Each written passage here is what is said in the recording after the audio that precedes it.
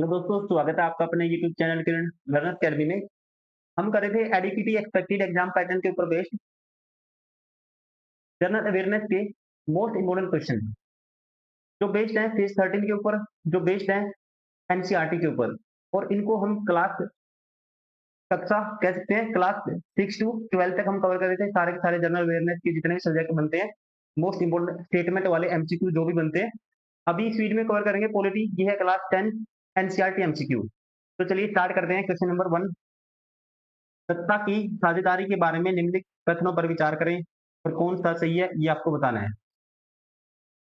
Statement है तो कह सकते हैं यह सामाजिक समूह के बीच संघर्ष की संभावना को कम करने में सहायक होती है, क्योंकि ध्यान रखिए दोस्तों, सत्ता की साझेदारी से विभिन्न सामाजिक समूह को राजनीतिक प्रक्रिया में शामिल किया जाता है, जिससे उनके बीच तनाव और संघर्ष की संभावना कम होती है। तो ये अपने आप में ठीक है।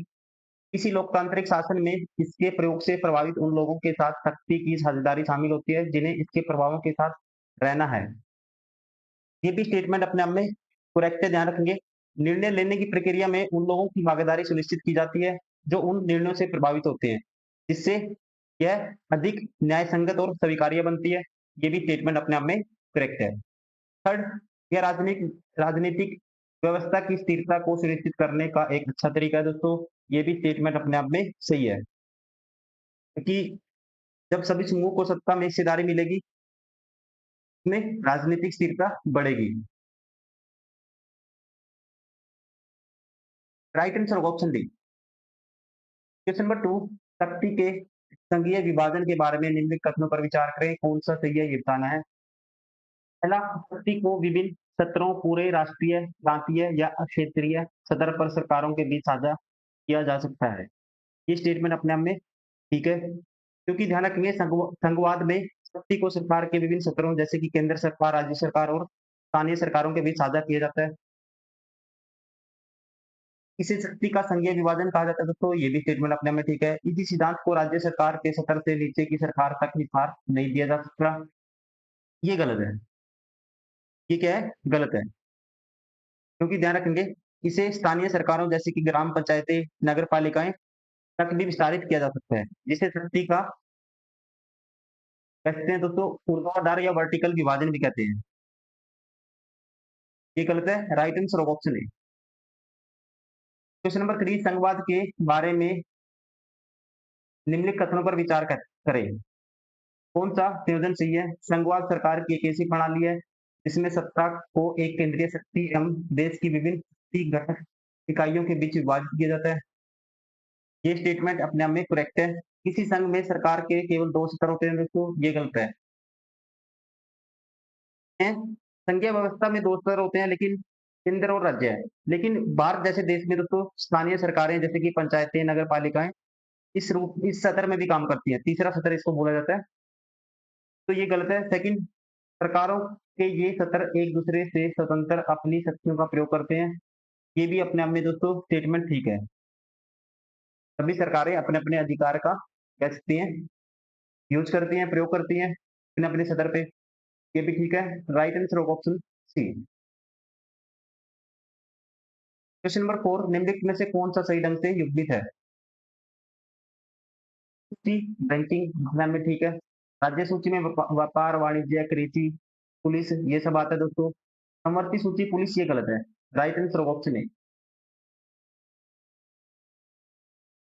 क्वेश्चन नंबर 5, यूएसए में नागरिक अधिकारों के आंदोलन के संदर्भ में निम्नलिखित कथनों पर विचार करें, कौन सा संयोजन सही है।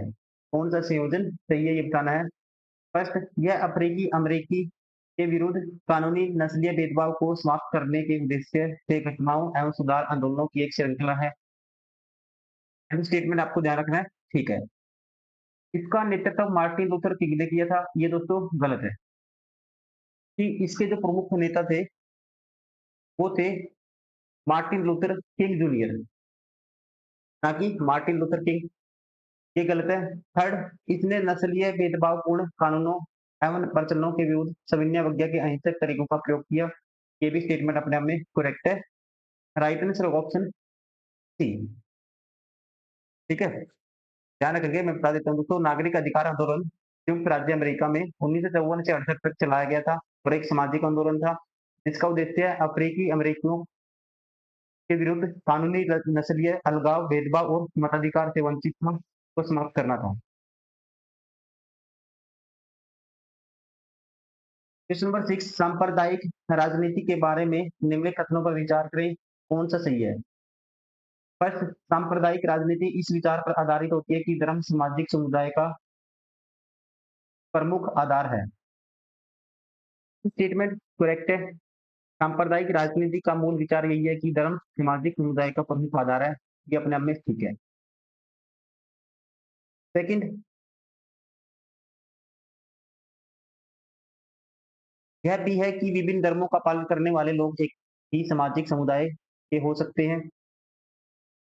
ये स्टेटमेंट दोस्तों क्या है? गलत है, क्योंकि सांप्रदायिक राजनीति इस विचार के विपरीत होती है कि विभिन्न धर्मों का पालन करने वाले लोग एक ही सामाजिक समुदाय के हो सकते हैं। ध्यान रखेंगे, सांप्रदायिक राजनीति धर्म के आधार पर विभाजन को बढ़ावा देती है। तो कह सकते हैं ये कथन गलत है। एक सांप्रदायिक मन प्राय अपने स्वयं के धार्मिक समुदाय के राजनीतिक प्रभुत्व की तलाश की ओर ले जाता है। ये भी अपने आप में स्टेटमेंट ठीक है। कह सकते हैं एक सांप्रदायिक मन अपने धार्मिक समुदाय के राजनीतिक प्रभुत्व को स्थापित करने का प्रयास करता है, अक्सर दूसरे धर्मों पर हावी होने की कोशिश करता है। तो ये स्टेटमेंट अपने आप में ठीक है। राइट आंसर होगा ऑप्शन सी। क्वेश्चन नंबर 7, दबाव समूह के बारे में निम्नलिखित पर विचार करें, कौन सा सही है बताना है। फर्स्ट, दबाव समूह ऐसे संगठन होते हैं जो सरकारी नीतियों को प्रभावित करने का प्रयास करते हैं। ये स्टेटमेंट दोस्तों ध्यान रखना आपको अपने आप में ठीक है। दबाव समूह ऐसे संगठन होते हैं जो सरकारी नीतियों को प्रभावित करने का प्रयास करते हैं। सेकंड, दबाव समूह का लक्ष्य राजनीतिक शक्ति को सीधे नियंत्रित या साझा करने का होता है। ये गलत है। राजनीतिक दलों क्या कहते हैं, दबाव समूह राजनीतिक शक्ति को सीधे नियंत्रित या साझा करने का लक्ष्य नहीं रखते। ये गलत है। थर्ड, ये संगठन तब बनते हैं जब एक सामान्य उद्देश्य को प्राप्त करने के लिए सामान्य व्यवसाय, रुचि, आकांक्षा या विचार वाले लोग एक साथ आते हैं। ये स्टेटमेंट अपने आप में करेक्ट है।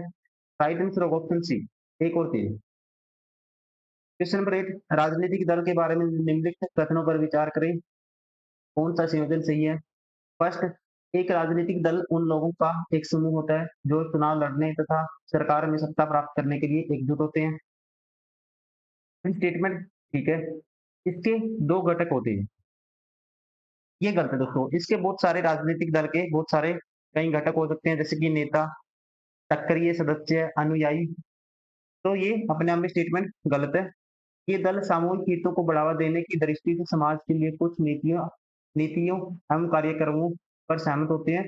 ये भी अपने आप में स्टेटमेंट ठीक है। राइट आंसर होगा ऑप्शन सी। क्वेश्चन नंबर 9, लोकतंत्र के लाभ के बारे में निम्नलिखित कथनों पर विचार करें, कौन सा सही है। यह नागरिकों के बीच असमानता को बढ़ावा देता है। ये स्टेटमेंट दोस्तों गलत है। लोकतंत्र इसलिए बेहतर है क्योंकि ये नागरिकों के बीच समानता को बढ़ावा देता है। ठीक है ना। सेकंड, यह निर्णय प्रक्रिया में सुधार लाता है। यह निर्णय प्रक्रिया में सुधार लाता है। ये अपने आप में स्टेटमेंट करेक्ट है। यह गलतियों को सही करने की गुंजाइश बनाता है। ये भी दोस्तों ठीक है। राइट आंसर होगा ऑप्शन डी। ध्यान रखेंगे, लोकतंत्र सही है। ठीक है, कह सकते हैं उसके लाभ है क्योंकि नागरिकों को भी समानता को बढ़ावा देता है, व्यक्ति की गरिमा को बढ़ाता है, निर्णय लेने की गुणवत्ता में सुधार लाता है, संघर्षों को हल करने के लिए एक विधि प्रदान करता है, गलतियों को ठीक करने की गुंजाइश देता है। तो ये बहुत सारे फैक्टर हो सकते हैं। राइट आंसर होगा यहाँ पे ऑप्शन डी, पहला गलत है।